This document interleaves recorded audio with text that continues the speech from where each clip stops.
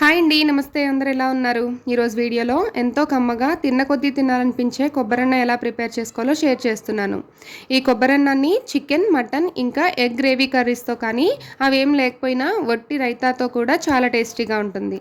అంతేకాకుండా కొబ్బరిలో protein, fibre లాంటివి ఎక్కువగా ఉంటాయి కదా! సో, అప్పుడప్పుడు ఇలాంటివి చేసుకుంటూ ఉంటే హెల్త్‌కి కూడా చాలా మంచిది. సో, ఇప్పుడు దీన్ని ఎలా తయారు చేసుకోవాలో చూసేద్దాం. కొబ్బరన్నం నార్మల్ రైస్‌తో అయినా బావుంటుంది. బాస్మతి రైస్‌తో అయినా బావుంటుందండి. నేనైతే ఇక్కడ నార్మల్ రైస్‌నే తీసుకుంటున్నాను. వాటిని శుభ్రంగా 2 టైమ్స్ వాష్ చేసుకొని 1 అవర్ పాటు నానబెట్టుకోవాలి.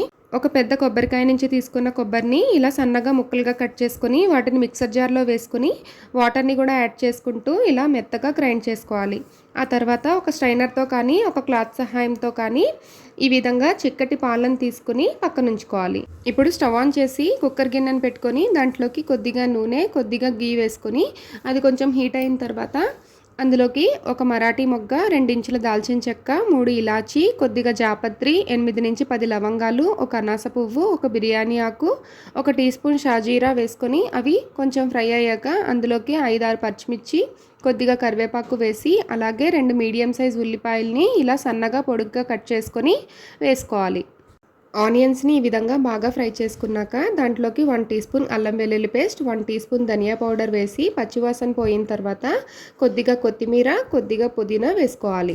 ఆ తర్వాత దీంట్లోకి నానబెట్టుకున్న రైస్‌ని వేసి హై ఫ్లేమ్‌లో 1-2 మినిట్స్ పాటు ఫ్రై చేసుకోవాలి. కొబ్బరన్నంలో ఎక్కువ వెజిటేబుల్స్ కానీ, మసాలాలు కానీ వేసుకోకూడదండి. ఇలా ప్లెయిన్‌గా చేసుకుంటేనే కొబ్బరి ఫ్లేవర్ తెలుస్తూ టేస్ట్ చాలా బావుంటుంది.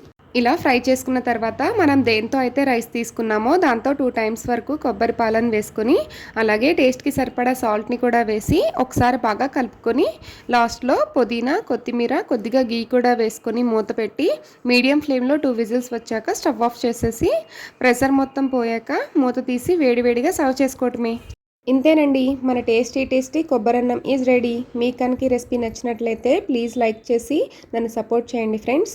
అలాగే మీరు కూడా ఈ రెసిపీ ఒకసారి ట్రై చేసి మీకు ఈ టేస్ట్ ఎలా అనిపించిందో కింద కామెంట్ సెక్షన్లో కూడా కామెంట్ చేసేయండి. Thank you. Please subscribe my channel.